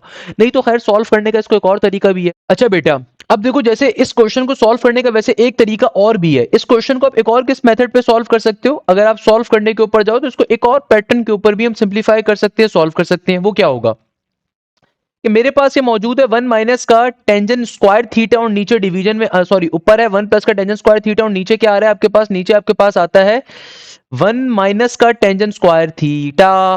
तो इसको कैसे सॉल्व करोगे भाई, सिंपल तरीके से हमें पता है, दुनिया का असूल है, दुनिया का एक असूल है कि 1 + का टेंजेंट स्क्वायर थीटा किसके बराबर होता है, ऑब्वियसली सी बात है, बराबर होता है हमारे पास सेक स्क्वायर थीटा के। और नीचे मौजूद है 1 - का टेंजेंट स्क्वायर थीटा, तो यहाँ पे इसका फॉर्मूला ओपन करवाओ। इसका फॉर्मूला किस पे ओपन होगा भाई, टेंजेंट स्क्वायर को आप क्या करवाओगे, सिंप्लीफाई करवाने के ऊपर जाओगे। सिंप्लीफाई कैसे करवाओगे भैया, टेंजेंट बराबर होगा हमारे पास sine square divided by cos के, तो ये बन जाएगा हमारे पास sine square theta divided by cos square theta. अब एलसीएम लोगे तो ये बन जाएगा कॉस स्क्वायर थीटा माइनस का साइन स्क्वायर थीटा, नीचे आ जाएगा कॉस स्क्वायर थीटा। अब सिंपल तरीके से इसको उठा के आप एलसीएम की फॉर्म में डालो, तो 1 + टेंजेंट स्क्वायर थीटा किसके बराबर था, ये आया था हमारे पास किसके बराबर, सिंपल तरीके से ये आ गया था, अल्लाह भला करे, अल्लाह भला करे, किसके बराबर, ऊपर मौजूद है सेक स्क्वायर थीटा के। और 1 - टेंजेंट स्क्वायर थीटा किसके बराबर आया, ये आया cos square theta minus sign square theta, और नीचे डिवीजन में आ रहा है कॉस स्क्वायर थीटा। अच्छा, इसको भी थोड़ा सिंप्लीफाई कर सकते हो, cos square minus sine square क्या होता है, यहाँ पे कॉस का डबल एंगल क्लोज हो रहा है, तो मैं यहाँ पे लिख सकता हूँ cos double angle theta, cos 2 theta. और नीचे क्या मौजूद है, नीचे मौजूद है कॉस स्क्वायर थीटा का कॉस स्क्वायर थीटा, ऐसा ही है भैया। तो अब क्या करोगे, अब इसको तमाम वैल्यूज को उठा के ऊपर डाल दो, तो भाई यानी कि 1 - टेंजेंट स्क्वायर थीटा अल्टीमेटली इसके बराबर है। तो मैं यहाँ पे इसकी जगह पे इस वैल्यू को लिख दूंगा कॉस 2 थीटा, और नीचे आ जाएगा सिंपल कॉस स्क्वायर थीटा। अब यहाँ पे एलसीएम लो आप जरा, तो अगर आप एलसीएम लोगे तो क्या बन जाएगा, ये हो जाएगा हमारे पास सिंपल तरीके से, ऊपर आ रहा है सेक स्क्वायर थीटा का सेक स्क्वायर थीटा, और नीचे वाली टर्म नीचे से ऊपर जाके हमेशा रेसिप्रोकेट फॉर्म में लिखी जाती है, तो ये बन जाएगा हमारे पास कॉस स्क्वायर थीटा, और नीचे आ जाएगा सिंपल तरीके से कॉस डबल एंगल थीटा। अच्छा बेटा, अब देखो यहाँ पे आपने क्या काम किया, आई एम सो सॉरी, मेरी रिकॉर्डिंग जरा डिस्टर्ब हो गई थी, तो मैं दोबारा से इसको बता देता हूँ। अच्छा भाई, तो अब देखो बेटा, अब आपने क्या काम करना है, सिंपल तरीके से नीचे से जब ऊपर जाएगा तो क्या बन जाएगा, देखो ये बन गया मेरे पास सिंपल सेक स्क्वायर थीटा का सेक स्क्वायर थीटा ऊपर मौजूद है, नीचे वाली टर्म नीचे से ऊपर जाके पलटी खा के लिखी जाएगी, तो बन जाएगा cos square theta divided by cos 2 theta. Okay, तो सेक स्क्वायर से कॉस स्क्वायर क्या हो जाएगा, खत्म, क्योंकि सेक क्या होता है भाई, सेक होता है ना 1/cos, तो ऊपर अगर cos मौजूद है तो sec क्या होता है, 1/cos से cos क्या हो जाएगा, खत्म। तो ये आपके पास आ गया सिंपल 1/cos 2 थीटा, और 1/cos 2 थीटा किसके बराबर होता है, ये बराबर होता है sec 2 थीटा के। तो ये हमारा आंसर आ रहा है। तो अब जरा मेरी शॉर्टकट भी देखो, शॉर्टकट भी मेरी प्रूव हो रही है यहाँ पे कैसे, कि देखो मेरे प्यारे बेटे, मैंने आपसे क्या कहा था, जो मैंने आपको ट्रिक बताई थी, वो ट्रिक मैंने क्या बताई थी कि देखो आपको ऑप्शंस के अंदर जैसे कहीं पे sec 2 थीटा गिवन होगा, फॉर एग्जांपल गिवन है, तो आपने थीटा की वैल्यू, थीटा की जगह पे हमने जैसे 45 सपोज करी थी ना, तो आपने जब क्वेश्चन के अंदर कोई भी थीटा खुद से सपोज किया आसान वाला, उससे आपने आंसर निकाला 1/0 आ रहा है। तो अब आपने बारी बारी ऑप्शंस के अंदर इस थीटा को डाला, जैसे कि मेरे पास sec 2 थीटा कहीं पे मौजूद है, तो मैंने यहाँ पे थीटा की जगह पे क्या रख दिया 45, तो क्या बन गया 2 इंटू 45 किसके बराबर होता है 90 के, तो sec 90 क्या होता है, sec 90 किसके बराबर होता है, ये बराबर होगा 1 बाय cos 90 के, और cos 90 बराबर होता है 0 के। तो देखो यहां से भी आंसर सेम आ रहा है, या तो आप इसको नॉर्मल ट्रिगोनोमेट्रिक वे में ओपन करवा लो, नहीं तो मेरी जो शॉर्टकट है ना, ये बिलियन डॉलर्स की ट्रिक है, विद इन सेकंड्स के ऊपर सॉल्व हो जाएगा। नेक्स्ट क्वेश्चन में एग्जामिनर कह रहे हैं टेंजेंट 30। मेरे प्यारे बेटे, अच्छा मैं रिकॉर्डिंग जरा दोबारा शूट कर रहा हूँ, क्योंकि वो रिकॉर्डिंग बीच से गायब हो गई थी मेरी, तो बड़ी मेहनत करनी पड़ती है भाई। तो टेंजेंट 30 की वैल्यू किसके बराबर होगी, अभी मैंने आपको पूरा टेबल पढ़ के बताया, 1/√3 के बराबर होगी। अब जैसे कि नेक्स्ट क्वेश्चन आ रहा है, इसमें एग्जामिनर कहता है if there are two children in a family, what is the probability both are boys. अब देखो किसी के घर पे भी जब बच्चे की विलादत होती है, बच्चा होता है, तो भाई जाहिर सी बात है, या तो लड़का होता है लड़की होती है, दो ही केसेस हो सकते हैं। तो भाई पहला वाला बच्चा जब पैदा हुआ, तो भाई माँ बाप के पास प्रोबेबिलिटी क्या होगी बॉय होने की, वह तो लड़का होगा लड़की होगी, 1/2 होगी। फिर दूसरा वाले बच्चे की प्रोबेबिलिटी भी क्या होगी, लड़का होगा लड़की होगी। चूंकि बोथ की कंडीशन है, तो इसका मतलब दोनों को मल्टीप्लाई करोगे तो आंसर क्या आ जाएगा 1/4। नेक्स्ट क्वेश्चन में एग्जामिनर कह रहा है कि भाई तुम्हारे पास क्वेश्चन क्या आ रहा है, if a dice is rolled once find the probability that the number is even and greater than 4। अब देखो इसकी लॉजिक क्या है कि आपके पास अगर डाइस को रोल किया जाए, तो किसी भी डाइस को रोल करने के ऊपर हमारे पास नंबर ऑफ इवेंट्स क्या होते हैं 1 2 3 4 5 6। तो एग्जामिनर कह रहा है कि भाई तुम्हारा नंबर इवन होना चाहिए और ग्रेटर देन 4 होना चाहिए। तो 4 से बड़े तो आपके पास सिर्फ ये दो ही होते हैं 5 और 6, और इनमें से इवन सिर्फ एक है, तो ये होगा 1/6 के बराबर हमारा आंसर होगा। 1/6 क्योंकि 6 टोटल इवेंट्स हैं आपके, और खाली एक ही कंडीशन आपकी आ रही है। एक और क्वेश्चन में एग्जामिनर कहता है if a coin is toss 3 times find the probability that only head shows. अब देखो अगर एक कॉइन को 3 दफा उछालोगे तो टोटल नंबर ऑफ इवेंट्स क्या होंगे 2 की पावर n, तो 2 की पावर 3 बराबर होता है 8 के। ऐसा ही है मेरा बच्चा। एग्जामिनर कह रहे हैं सिर्फ हेड आपको मिलना चाहिए, तो भाई मैं एक कॉइन को 3 दफा उछालूं, मैं 3 कॉइन्स को उछालूं, तो मुझे सिर्फ हेड मिलना चाहिए, यानी कि हेड हेड हेड की कंडीशन पूछ रहा है। तो ये सिर्फ एक ही केस में पॉसिबल होगा, तो 1/8 हमारा आंसर होगा, क्योंकि देखो सारी ट्रिक्स आपको बताई हुई हैं। तो इधर आप नस बिजनेस स्कूल की तैयारी कर रहे हैं, नस इंजीनियरिंग की तैयारी कर रहे हैं, हम ये तमाम चीजें आपको पढ़ा रहे होते हैं। तो बैजेस का फायदा क्या होता है आपको, आपको बैजेस का फायदा ही ये मिलता है कि भाई पाकिस्तान के best teachers, premium teachers, multiple expert teacher हर सब्जेक्ट में आपको मिलते हैं। ये नहीं होता कि सुबह एक बंदा मैथ्स पढ़ा रहा है, शाम में फिजिक्स पढ़ा रहे, रात में केमिस्ट्री पढ़ा, ऐसा पॉसिबल नहीं है। तो लाइव क्लासेस के ऊपर आपका कोर्स मल्टीपल टाइम कवर होता है, और ये लाइव क्लासेस हमारी एप्लीकेशन के जरिए कंडक्ट होती हैं, हमारे एलएमएस पोर्टल के जरिए कंडक्ट होती हैं। जो भी लाइव क्लास कंडक्ट होती है आपको उसकी प्रॉपर रिकॉर्डिंग भी मिलती है। इसके अलावा आपको कंप्लीट कोर्स की रिकॉर्डिंग भी प्रोवाइड की जाती है कि अगर कोई टॉपिक आप खुद से पहले कवर करना चाह रहे हैं। इसके अलावा सबसे बढ़ के लाइव क्लासेस के अंदर जो भी टॉपिक कवर होता है आपको उसके प्रॉपर प्रैक्टिस मटेरियल, उसके नोट्स मिलते हैं, और आपको हमारे हर सब्जेक्ट के अंदर फिर एक तीसरे प्रोफेसर होते हैं जिनका काम होता है हर प्रैक्टिस मटेरियल का वीडियो सॉल्यूशन क्रिएट करना। इसके अलावा आपके प्रॉपर्ली टेस्ट कंडक्ट होते हैं, और उन टेस्टों का वीडियो सॉल्यूशन आपको प्रोवाइड किया जाता है। इसके अलावा आपकी हर वीक हर सब्जेक्ट की लाइव डाउट क्लास अलहदा कंडक्ट होती है, ताकि अगर आप खुद से कोई टॉपिक कवर कर रहे हो, किसी चीज में प्रॉब्लम आप फेस कर रहे हो, तो वहां पे आप लाइव डाउट क्लास के अंदर उस चीज को आप कवर कर सको। तो ये तमाम फैसिलिटीज आपको हमारे बैजेस के अंदर मिलती है अल्हम्दुलिल्लाह ज़वजल, और ये तमाम फीचर्स आपको हमारे बैजेस के अंदर मिल रहे होते हैं। Thank you so much. अच्छा बेटा, अब देखो हमारे पास जो नेक्स्ट क्वेश्चन आ रहा है ना, इसमें एग्जामिनर क्या कह रहा है, इसमें एग्जामिनर कहता है कि भाई 1/2 आगे गिवन है मॉडुलस ऑफ x-2, देन 1/4 और मॉडुलस ऑफ x-4। तो भाई ये मॉडुलस का प्रॉपर्टी क्या होती है, देखो मॉडुलस कभी भी जब ओपन होता है एक दफा प्लस पे होता है, एक दफा नेगेटिव के ऊपर होता है। तो मेरे ख्याल में ये क्वेश्चन यहाँ पे आपको ये ग्रेटर देन का साइन गिवन होगा या इक्वल टू का साइन गिवन होगा। तो ये क्वेश्चन बड़ा इंटरेस्टिंग है, इसको पहले समझ लो।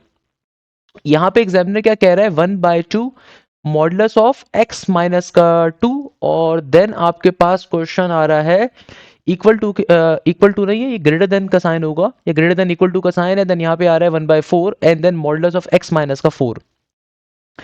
तो भाई हमेशा याद रखिएगा मॉडुलस को कभी भी जब ओपन करते हैं तो मॉडुलस की प्रॉपर्टी होती है कि भाई सिंपल तरीके से वो क्या होता है, एक दफा प्लस पे ओपन होता है, एक दफा नेगेटिव पे होता है। तो मैं एक काम करता हूँ, सबसे पहले तो 4 से कंप्लीट इक्वेशन को मल्टीप्लाई कर देते हैं। तो 4 से अगर पूरी इक्वेशन को मल्टीप्लाई करोगे ना, तो ये बन जाएगा 2 इंटू एक्स माइनस का 2 ग्रेटर देन इक्वल टू, और ये हो जाएगा सिंपल x माइनस का 4, क्योंकि दोनों तरफ आपने 4 से बोथ साइड्स के ऊपर आपने मल्टीप्लाई कर दिया। अच्छा, अब देखो इसको दो तरीकों से सॉल्व करोगे, एक दफा प्लस के लिए, एक दफा माइनस के लिए। तो भाई अगर तो मैं सबसे पहले सिंपल दोनों को प्लस प्लस पे सॉल्व कर रहा हूँ, तो उस सूरत में क्या बनेगा, ये हो जाएगा सिंपल 2 इंटू एक्स माइनस का 2 और ग्रेटर देन इक्वल टू ये हो जाएगा x माइनस का 4। और एक दफा अगर मैं इसको माइनस के ऊपर सॉल्व कर दूं या प्लस माइनस के, बल्कि इसको एक काम करो, आप एक दफा प्लस माइनस पे सॉल्व करो, माइनस माइनस पे नहीं। क्यों? क्योंकि देखो माइनस माइनस पे करोगे ना तो ऑब्वियसली फिर प्लस प्लस ही बनेगा। तो हम लोग क्या करते हैं, एक दफा इसको हम सॉल्व करेंगे सिंपल तरीके से, 2 इंटू एक्स माइनस का 2 और greater than equal to minus का एक्स माइनस का 4। यानी कि ये वाली साइड हमने प्लस रहने दी, माइनस कर दी, या फिर एक तरफ माइनस कर दी एक तरफ प्लस कर दिया। क्यों? उसके पीछे रीजन क्या है मेरा बेटा? देखो मॉडुलस की प्रॉपर्टी होती है, जब कभी मॉडुलस ओपन होता है तो एक दफा प्लस पे होता है, एक दफा माइनस पे होता है। तो एक दफा तो हमने देखो प्लस प्लस पे दोनों को ओपन कर दिया। अब कोई बच्चा बोले सर माइनस माइनस पे क्यों नहीं ओपन कर रहे? अरे अल्लाह के बंदे, माइनस माइनस पे करेंगे तो दोनों माइनस कैंसिल आउट हो जाएंगे ना। तो एक दफा प्लस फिर एक माइनस कर रहे हैं, यानी कि प्लस माइनस। तो आप इधर इधर इधर माइनस ले लो, इधर प्लस ले लो, या फिर इधर प्लस ले लो इधर माइनस ले लो, बात एक ही है। तो उस पर भी अलग आंसर आएगा, इस पर अलग आंसर आएगा। सॉल्व कर लीजिए तो क्या बन जाएगा, ये हो जाएगा 2x माइनस का 4 greater than equal to x minus का 4। तो -4 से -4 तो कट जाएगा, क्योंकि जब माइनस का 4 दूसरी तरफ जाएगा प्लस का 4 बन जाएगा, तो -4 प्लस 4 कट गया। प्लस के x को जब यहाँ भेजोगे तो ये यहाँ पे आके हो जाएगा माइनस का x, यहाँ पे 0 बच गया। तो यानी कि x की एक वैल्यू तो आ गई ग्रेटर देन इक्वल टू 0। और इसको अगर मैं सॉल्व करूं तो ये बन जाएगा 2 इंटू एक्स माइनस का 2, और इसको सिंप्लीफिकेशन करवाने के ऊपर अगर लेकर जाएं, greater than equal to minus का x और माइनस माइनस प्लस का 4। अच्छा, इसकी भी ब्रैकेट को अगर आप ओपन कर दो ना यहाँ से, तो ये बन जाएगा आपके पास 2x माइनस का 4। तो माइनस के 4 को वहां भेजिए, माइनस का x यहाँ पर आएगा, प्लस का x बन जाएगा, प्लस का 4 एज इट इज, माइनस का 4 यहाँ पर आएगा तो प्लस का 4 बन गया। तो 2x प्लस x से बन गया 3x, और 4 प्लस का 4 ये बराबर होगा 8 के। तो मेरे पास सिंपल x की वैल्यू क्या आ जाएगी, 8 डिवाइडेड बाई 3 के बराबर। It's a very normal thing, simple तरीके से क्वेश्चन क्या हो जाएगा, सॉल्व हो जाएगा। नेक्स्ट क्वेश्चन में एग्जामिनर आपसे क्या कह रहा है, नेक्स्ट क्वेश्चन जो हमारे पास आ रहा है इसमें एग्जामिनर कहता है कि भाई 2 sine half angle cos half angle. तो भाई ये फॉर्मूला आपके पास आ रहा है डायरेक्टली किसका, ये फॉर्मूला होता है साइन एंगल का। तो याद रखिएगा साइन एंगल का फॉर्मूला क्या होता है, ये बराबर होता है 2 times of sine x by 2 into cos x by 2 के बराबर। नेक्स्ट क्वेश्चन में एग्जामिनर कह रहा है कि भाई 0.04 की होल पावर में नेगेटिव का 1.5। तो 0.04 क्या होता है, ये होता है आपके पास सिंपल तरीके से 1/25, if I am not wrong, check कर लो भाई। 0.04 को देखो पहले सिंप्लीफाई करो, ये नस बिजनेस स्कूल का पेपर आ रहा है पहले बता रहा हूं भाई। तो 0.04 को सिंप्लीफाई कैसे करोगे, दो डॉट्स को दो डिजिट्स आगे भेजो, तो आपके पास डेसिमल जब राइट हैंड साइड पे मूव करता है तो अपोजिट साइड के ऊपर 1 के बाद उतने जीरो आते हैं। 4 डिवाइडेड बाय 100 बन गया। तो इसको सिंप्लीफाई करो तो 4 1 4 और 4 2 8 और 4 5 21/25। सही था, आई वाज राइट। तो यानी कि आपके पास ये आ रहा है 1/25 की होल पावर में नेगेटिव का 1.5। अच्छा 1.5 क्या होता है, 1.5 कहते हैं 3/2 को। बट चेक कर लो, अगर आपको मेरी बात पे यकीन नहीं होता तो 1.5 को चेक कैसे करोगे भाई, डेसिमल को राइट हैंड साइड पे भेजोगे 15 बन गया, अपोजिट साइड पे 1 के बाद एक जीरो आ गया, 5 3 इज 15 एंड 5 2 इज 10, तो 3/2 सही है ना। तो नेगेटिव का 3/2 है। अब देखो ये नेगेटिव का 3/2 ऊपर वाले टर्म पे भी जाएगा नीचे वाले टर्म पे भी जाएगा। सारे बच्चे बात मानते हो भाई? तो भाई आपके पास 1 की पावर में भी नेगेटिव का 3/2 गया और नीचे 25 की पावर में भी नेगेटिव का 3/2 गया। तो 1 की पावर में कुछ भी आ जाए 1 1 ही रहता है, 1 को फर्क नहीं पड़ता, 1 चिल आदमी है, 1 बादशाह आदमी है। नीचे मगर 25 की पावर में क्या आ गया, नेगेटिव का 3/2। इसको नीचे से जब ऊपर भेजोगे ना तो ऊपर जाके बन जाएगा पॉजिटिव का 3/2। अब इसको सॉल्व कर लो, कैसे सॉल्व कर लोगे भाई? देखो भाई आपके पास सबसे पहले चूंकि ये पावर में जो 1/2 आ रहा है ना, तो आपके पास ये क्या आ रहा है, सिंपल तरीके से 25 की पावर में 3/2। तो 1/2 को मैं एज इट इज रहने देता हूँ, 3 को बाहर शिफ्ट कर दिया। तो 25 क्या होता है मेरे प्यारे बेटे, 25 की पावर 1/2 यानी कि सिंपल आप स्क्वायर रूट, 1/2 का मतलब होता है पावर में रूट यानी कि स्क्वायर रूट होता है। तो ये खत्म हो जाएगा, 5 का स्क्वायर इज 25 बेसिकली। 25 क्या होता है, 5 का स्क्वायर होता है ना, 2 से 2 कट गया तो यानी कि बन गया 5 की पावर 3। 5 की पावर 3 होता है 125 के बराबर, एक करेक्ट आंसर था। एक और क्वेश्चन आ रहा है इसमें, एग्जामिनर कह रहा है कि 16x स्क्वायर माइनस 64 को फैक्टराइज करना है। तो फैक्टराइज कैसे करोगे इसको, यहां से अगर आप 16 को कॉमन ले लो तो ब्रैकेट में क्या आ जाएगा, एक्स स्क्वायर माइनस का 4। तो अब आप सिंपल तरीके से यहाँ पे फॉर्मूला अप्लाई कर दो, किस कौन सा फॉर्मूला, ए स्क्वायर माइनस बी स्क्वायर का। तो ये बराबर होगा simple x plus 2 into x minus के 2 के। सिंपल तरीके से सॉल्व हो गया है भाई। नेक्स्ट क्वेश्चन में एग्जामिनर एक बच्चा कह रहा था कि sir sum of 4 consecutive positive odd integers make a perfect cube. Sum of 4 consecutive positive odd integers if make us perfect cube, find the smallest integer। Examiner कह रहा है कि भाई जब तुम चार कंसेक्यूटिव पॉजिटिव नंबर्स लेते हो, जब तुम 1 2 3 4 यानी कि तुम 4 कंसेक्यूटिव ऑड नंबर्स का जब सम करते हो ना, तुम्हारे पास जो आंसर आता है वो एक परफेक्ट क्यूब के बराबर होता है। अब आप खुद सोचो, आपको उसमें से स्मॉलेस्ट इंटीजर बताना है। अब आप खुद सोचो कौन से हो सकते हैं। फॉर एग्जाम्पल मैं कहता हूँ 13, कंजेक्यूटिव की बात की है ना, 13 फिर 15 फिर 16, सॉरी 16 तो नहीं होगा ना, और थोड़ी है, 17 और 19। तो यानी कि भाई अगर मैं इन सबको ऐड करूं, अगर मैं इन सबको ऐड करूं तो ऐड करने पे क्या मिलेगा मुझे, 15 और 13 ये बन जाएगा 25 और 3 27, नहीं 26 27 28, 28 और आपके पास 38 48, 48 एंड देन मेरे पास 54 55 55 और 64, सही है, 64 बन रहा है, 64 बन रहा है। 64 के परफेक्ट क्यूब होता है, बिल्कुल होता है, किसका होता है, 4 का होता है। तो 4 का क्यूब इज परफेक्ट क्यूब, यानी कि वेरीफाई कर रहा है इस कंडीशन को। तो एग्जामिनर ने पूछा हुआ क्या, इनमें से स्मॉलेस्ट इंटीजर कौन सा है, स्मॉलेस्ट इंटीजर कौन सा होगा, 13 होगा। देखो 12 और 14 तो वैसे ही कैंसल आउट हो गए, वैसे अगर आप थोड़ा दिमाग लगाओ तो 12 और 14 तो आपका आंसर नहीं हो सकता ना, ऑड नंबर्स की बात कर रहा है, 13 या 15 होगा। तो इस तरीके से मुझे पता चल गया कि कौन से नंबर हैं, 13 15 17 19 में से स्मॉलेस्ट नंबर कौन सा है, 13 है, 13 आपका करेक्ट आंसर होगा। सिंपल सी बात है भाई, क्या मुश्किल चीज था। तो एनबीएस के मैथ्स का पेपर ही आया हुआ था भाई, कोई इशू नहीं है। बाकी एनबीएस का इंग्लिश का पेपर है कि बच्चे ने अपने पूरे सिनोनियम्स को बताया हुआ है कि भाई उसके एनबीएस के पेपर में कौन कौन से सिनोनियम्स आए थे।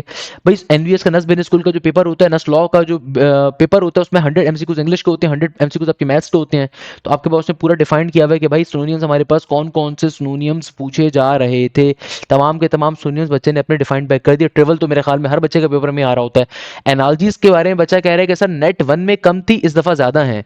ओके, प्रपोजिशन से रिलेटेड बच्चा बता रहा है, पैसेज के बारे में बता रहा है कि बहुत छोटे छोटे और इजीली सॉल्व हो जाते थे, ऐसे पैसेजेस थे। पार्ट्स ऑफ स्पीच से रिलेटेड क्वेश्चन थे, for example exhaust is a verb, noun, adverb या एडजेक्टिव, इसके रिगार्डिंग क्वेश्चन पूछे हुए थे। अच्छा भाई, अच्छा बेटा, अब आप लोगों ने, जिन बच्चों ने नस का नेट नंबर 2 दे दिया, वेल एंड गुड। जिन्होंने नहीं दिया, अभी देना है, तो भाई अभी से खुदारा नस के नेट नंबर 3 की, नेट नंबर 4 की तैयारी अभी से स्टार्ट करिए। और उसके लिए मैं आपको रिकमेंड करता हूं हमारा न्यू बैच, जो कि अभी इसी वीक से स्टार्ट हो रहा है। इस बैच की खास बात क्या है, देखो बैच की खास बात क्या होती है, सबसे पहले नंबर के ऊपर कि लाइव क्लास के ऊपर आपका कंप्लीट कोर्स कवर होता है। और ये लाइव क्लासेस मैं नहीं देता भाई, मेरे अलावा पाकिस्तान के जो बेस्ट टीचर्स हैं, मैं तो अपने आप को अदना से टीचर समझता हूं, कि भाई आपको हर सब्जेक्ट के अंदर मल्टीपल एक्सपर्ट प्रोफेसर मिलते हैं हमारे बैचेस के अंदर या हमारे इदारे में। ये नहीं होता कि सुबह एक बंदा केमिस्ट्री पढ़ाए, शाम में मैथ्स पढ़ाए, रात में फिजिक्स पढ़ाए, ऐसा नहीं होता।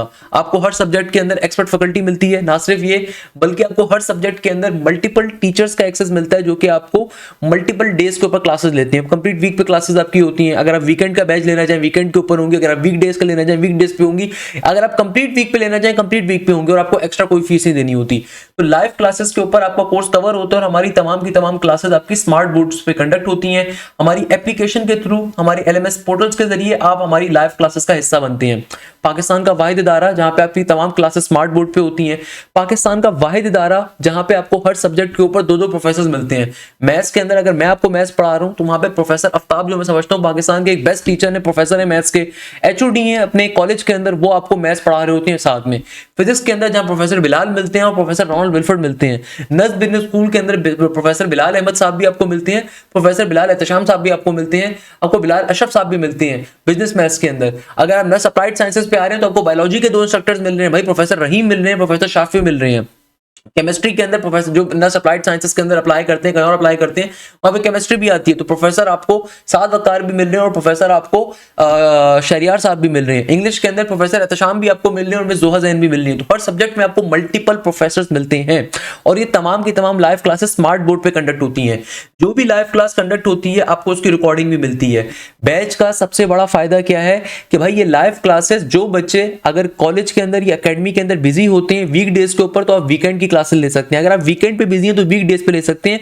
बट जो बच्चे चाहते हैं कि उनका कोर्स जल्दी कवर हो, आपके पास कंप्लीट कोर्स की रिकॉर्डिंग का एक्सेस भी अवेलेबल होता है। प्लस आपको हफ्ते के 7 डेज भी क्लासेस मिल सकती हैं, क्योंकि हमारी जो क्लासेस होती हैं वो इस तरीके से डिस्ट्रीब्यूट होती हैं कि भैया हर सब्जेक्ट में क्योंकि 2 प्रोफेसर हैं, तो एक प्रोफेसर वीक डेज पे क्लास होती है एक प्रोफेसर की, यानी कि एक प्रोफेसर फर्स्ट मैथ्स अगर पढ़ा रहा हूं मैं, तो मेरी वीक डेज पे क्लास है, दूसरे प्रोफेसर की वीकेंड के ऊपर क्लास है। तो जो बच्चा चाहता है कि हफ्ते के 7 दिन क्लासेस ले, तो वो दोनों टीचर्स की क्लासेस को ले सकता है। और जो बच्चा चाहता है वो किसी एक टीचर को फॉलो करे, तो एक टीचर को भी फॉलो कर सकता है।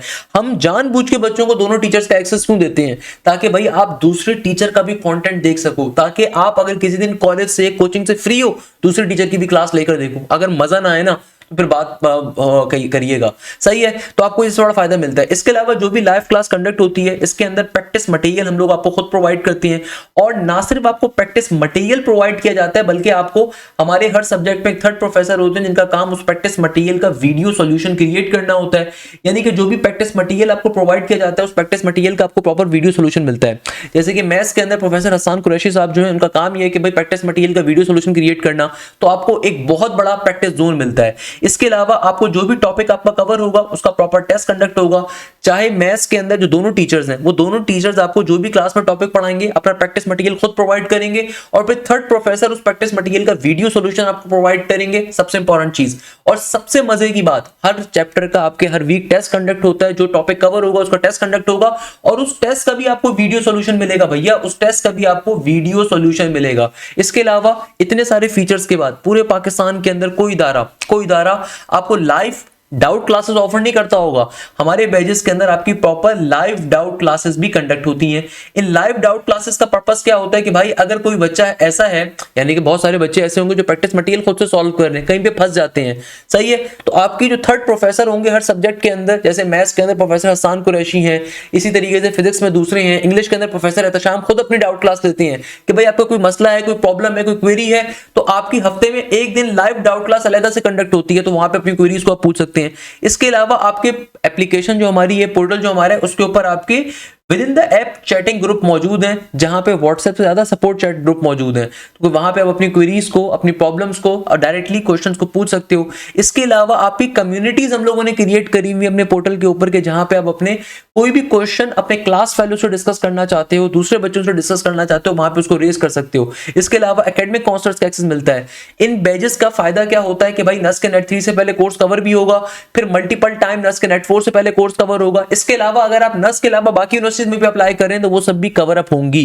ये बहुत बड़ा फायदा आपको, और पूरे पाकिस्तान में कोई इदारा ऑफर नहीं कर रहा होता ये तमाम फीचर्स आपको, ये पूरे पाकिस्तान के अंदर अल्हम्दुलिल्लाह उज़्ज़वजल कोई भी इदारा आपको ऑफर नहीं करता। फॉर एग्जांपल अगर मैं आपको एक बेसिक ओवरव्यू भी दिखाऊं कि किस तरीके से हमारी क्लासेस ये वर्क करती हैं, तो भैया आप अगर सिंपल तरीके से फोल्डर्स के सेक्शन के अंदर जाइए, लेट्स सपोज आप फिजिक्स के सेक्शन के अंदर गए, जो बच्चे नस की तैयारी कर रहे हैं फिजिक्स के अंदर गए, तो आपके पास सेशन 2024-25 पूरा गिवन है ओल्ड, यानी कि कंप्लीट कोर्स की रिकॉर्डिंग आपके पास वैसी गिवन है। पाकिस्तान में ऐसे ऐसे बेकार इदारे मौजूद हैं जो भाई न्यू ईयर डिस्काउंट के नाम पे 15,000 रुपए के ऊपर सिर्फ रिकॉर्डिंग दे रहे होते हैं। तो यहाँ पे आपको जो हमारी एक मिनिमल फीस है उसमें कंप्लीट कोर्स की रिकॉर्डिंग तो वैसे ही मिल रही है, प्रॉपर लाइव क्लासेस मिल रही है, और एक नहीं दो एक्सपर्ट टीचर्स हर सब्जेक्ट के अंदर। तो अब लाइव क्लासेस के सेक्शन के ऊपर गए, बैच 1.0 में एक चीज दिखाता हूं आपको। जैसे क्लास 11 सर रोनाल्ड ने कवर पूरी करवाई है, तो आप वेक्टर्स के ऊपर गए प्रोफेसर रोनाल्ड के ऊपर, तो भैया जो बैच के बच्चे होते हैं ये सिर्फ इसका एक्सेस ले सकते हैं, सही है ना भैया। तो यहाँ पे अगर आप देखोगे तो प्रोफेसर रोनाल्ड ने बहुत डिटेल के अंदर एक एक चीज आपको कवर अप करवाई हुई होगी प्रोफेसर रोनाल्ड साहब ने। तो भाई एक एक चीज इन्होंने बहुत डिटेल के अंदर पढ़ाई भी होगी, प्रोफेसर रोनाल्ड साहब ने आपको कंप्लीट डिटेल के अंदर अपना टॉपिक कवर करवाया हुआ होगा अल्हम्दुलिल्लाह उज़्ज़वजल। तो ये आपके पास पर्टिकुलरली प्रोफेसर रोनाल्ड साहब की क्लास चल रही है प्रॉपर स्मार्ट बोर्ड के ऊपर अल्हम्दुलिल्लाह। जिस तरह आप देखते होगे कि भाई किस तरह जो बाहर के मुल्कों के अंदर तालीम दी जाती है उस तरह के सिस्टम को हम पाकिस्तान में मुतारिफ करवा चुके हैं। तो अब इसी तरीके से प्रोफेसर बिलाल आपको मिल रहे हैं। हीट एंड थर्मोडायनामिक्स में चला जाता हूं मैं इनके किसी टॉपिक के ऊपर, थर्मोकेमिस्ट्री के ऊपर फॉर एग्जांपल में चला गया, सही है भाई। तो आपके पास सिंपल तरीके से सर बिलाल जी हैं यहाँ पे, ये अपनी क्लास कंडक्ट कर रहे हैं। हर सब्जेक्ट में आपको मल्टीपल प्रोफेसर्स मिलते हैं, हर सब्जेक्ट के अंदर आपको मल्टीपल ऐसे प्रोफेसर्स मिल रहे होंगे। आप पर्टिकुलरली मैथ्स के अंदर जाओगे, जहां पे मैथ्स के अंदर ये बंदा है नाचीज थोड़ा बहुत पढ़ा रहा है भाई, वहां पे वैसे ही आपको दूसरे टीचर्स भी मिल जाएंगे। मैथमेटिक्स के अंदर वैसे ही आपको, अच्छा मेरे पास ये सारे फोल्डर्स आ रहे हैं क्योंकि मैं डायरेक्टर हूं बेटा, आपके पास सारे फोल्डर्स नहीं आएंगे, आपके पास सिर्फ आपके रिस्पेक्टिव फोल्डर्स होंगे। अब जैसे कि भैया मैं चला गया मैथ्स के अंदर, प्रोफेसर आफ्ताब साहब पार्शियल डेरिवेटिव, एक एक चीज बहुत डिटेल के अंदर आपको पढ़ने को मिलेगी, आपको मजा आ जाएगा मैथ्स के अंदर। तो भाई किसी भी कोचिंग सेंटर में आपका फ्रेंड बैठा हुआ होगा अकेडमी के अंदर, 70,000 60,000 रुपए देने के बाद एक सब्जेक्ट में एक टीचर मिलता है। यहाँ पे आपको हर सब्जेक्ट में हमने पाकिस्तान के बेस्ट प्रोफेसर्स, मल्टीपल प्रोफेसर्स दिए हुए और बड़ी मिनिमल फीस के साथ। तो इस तरीके से देखिए प्रोफेसर आफ्ताब अपने टॉपिक को कवर करवा रहे हैं माशाल्लाह से। आपको तमाम के तमाम पास पेपर्स करवाए जाते हैं, तमाम के तमाम प्रैक्टिस जोन्स के अंदर आपको मल्टीपल ईयर्स के पेपर्स मिलते हैं। इसके अलावा हर सब्जेक्ट के अंदर आपको उसके वीकली टेस्ट अलग होते हैं, ग्रैंड टेस्ट अलग होते हैं, चैप्टर वाइज टेस्ट अलग होते हैं। आप चाहें तो पुराने टेस्टों को भी दे सकते हैं और उनको डिस्कस कर सकते हैं अपने डाउट टीचर्स के साथ। इसी तरीके से डाउट क्लासेस हमारी अलग होती हैं कि भाई अगर मैं जाऊं लेट्स सपोज इंग्लिश के ऊपर मैं गया, तो भाई इंग्लिश के अंदर मैं गया तो ये सेशन 2025-24 की पुरानी रिकॉर्डिंग्स भी अवेलेबल है, न्यू रिकॉर्डिंग्स भी अवेलेबल है। इसके अलावा देखो प्रोफेसर एहतशाम साहब ने जो 2 दफा कोर्स अपना कवर करवाया वो भी मौजूद है। डाउट क्लास का एक अलग फीचर है, कोई इदारा आपको सिर्फ एक दफा कोर्स कवर करवा रहा होता है और समझता है काम खत्म हो गया। हमारे बैचेस में आपकी डाउट क्लासेस अलग होती हैं, भाई ये डाउट क्लासेस हैं। डाउट क्लासेस का मतलब होता है कि भाई ये लाइव क्लासेस के अलावा डिस्कशन है, लाइव क्लासेस के अलावा की डिस्कशन है। कोई प्रॉब्लम है, कोई मसला है तो आप यहाँ पे देखो पूछ सकते हैं। प्रोफेसर एहतशाम को आप सारे पसंद करते हैं, उनकी जानबूझ के हमने मैराथन अभी आप लोगों को प्रोवाइड करी थी ताकि आपको आइडिया हो सके हमारे बैचेस में कैसे पढ़ाया जाता है। प्रोफेसर एहतशाम अपनी डाउट क्लास खुद से कंडक्ट करते हैं, तो देखो डाउट क्लास एक उनकी कंडक्ट चल रही है। तो ये इस तरीके से एक एक चीज आपको लेके चली जाती है। इसी तरीके से इनकी अगर मैं लाइव क्लास के ऊपर जाऊं, किसी भी लाइव क्लास के ऊपर मल्टीपल टाइम आपको कोर्स कवर करवाएंगे, बिजनेस के बच्चों के लिए भी, इंजीनियरिंग के बच्चों के लिए भी। तो प्रोफेसर एहतशाम प्रॉपर जो पास पेपर्स होते हैं उनकी बेसिस के ऊपर आपके लेक्चर डिजाइन होते हैं। इसके अलावा आपके जो चैट का ग्रुप होता है, भाई normally coaching centre WhatsApp groups के ऊपर चैट होती है, यहाँ पे आपकी प्रॉपर्ली चैटिंग के लिए हमारा अपना in house build chatting system मौजूद है ताकि यहाँ पे कोई बच्चा डिस्टर्ब ना हो सके, कोई रील शील ना भेजी जाए एंड सो ऑन। इसके अलावा अगर आपका कोई डाउट शाउट है तो आप सब्जेक्ट डाउट के ऊपर जाके पूछ सकते हैं। जैसे कि मैं अगर आपको यहाँ पे शो करूं, लेट सपोज मैं आपको यहाँ पे बड़े मजे की चीज शो करता हूँ, सब्जेक्ट डाउट का फायदा क्या होता है। भाई मैं यहाँ पे चला गया सिंपल तरीके से, अल्लाह भला करे 248 के ऊपर। लेट सपोज एक बच्चा है हारून रशीद अहमद खान, उन्होंने अपना कोई डाउट पूछा है, potential across an ideal switch, here the answer is 0। अब जो प्रोफेसर आसिम साहब हैं, उन्होंने फिजिक्स का इस बच्चे ने अपना डाउट पूछा है, प्रोफेसर आसिम साहब ने उसका आंसर किया हुआ है, बाकी दूसरे बच्चों ने भी उसके ऊपर पर्टिकुलरली अपना फीडबैक दिया हुआ है। तो भाई हमारे जो कम्युनिटी सेक्शन है, जो सब्जेक्ट डाउट का पोर्शन है, बड़ा एक अच्छा यूनिक फीचर है कि भाई यहाँ पे आप अपने क्लास फेलोज के साथ, अपने पर्टिकुलरली कोर्स फेलोज के साथ आप इंटरेक्ट कर सकते हो कि भैया आप किसी क्वेश्चन के रिगार्डिंग, किसी बात के हवाले से जहाँ पे आपको डाउट टीचर भी रिस्पॉन्ड बैक करेंगे और आपके जो पर्टिकुलरली क्लास फेलोज होते हैं वो भी रिस्पॉन्ड बैक कर रहे होते हैं। तो ये तमाम फीचर्स आपको अल्हम्दुलिल्लाह ज़बरदस्त हमारे बैचेस के अंदर मिल रहे होते हैं। तो वो तमाम स्टूडेंट जो अभी नस के नेट नंबर 3 की तैयारी करना चाहते हैं, नेट नंबर 4 की तैयारी करना चाहते हैं, या फिर नस के नेट नंबर 2 के अंदर जो हमारे स्पेशलाइज पास पेपर्स हैं उनको गो थ्रू करना चाहते हैं, तो उसके लिए फिर आप बैच का हिस्सा बन रहे होंगे। तो इन बैचेस का सबसे बड़ा फायदा ही क्या है कि भाई लाइव क्लासेस के ऊपर मल्टीपल टाइम कोर्स कवर होगा। आप नस की तैयारी कर रहे हो, फास्ट की कर रहे हो, जीआईके की कर रहे हो, एनईडी की कर रहे हो, मेरान की कर रहे हो, यूईटी की कर रहे हो, तो आपका मल्टीपल टाइम कोर्स कवर होगा। आपका ईकेट के राउंड 1 से पहले कंप्लीट कोर्स कवर अप होगा, फिर राउंड 2 से पहले मल्टीपल टाइम कोर्स कवर होगा। आपको स्पेशलाइज आपके एफएलपीस कंडक्ट होते हैं, full length paper, pass paper and so on. तो तमाम चीजें आपको अल्हम्दुलिल्लाह ज़बरदस्त हमारे बैचेस के अंदर मिल रही होती हैं। मैं उम्मीद करता हूं कि आप सिंपल तरीके से बैच का हिस्सा बनेंगे ताकि आपसे बैच में मुलाकात हो। जज़ाकल्लाह खैर, thank you so much. Hashim signing off.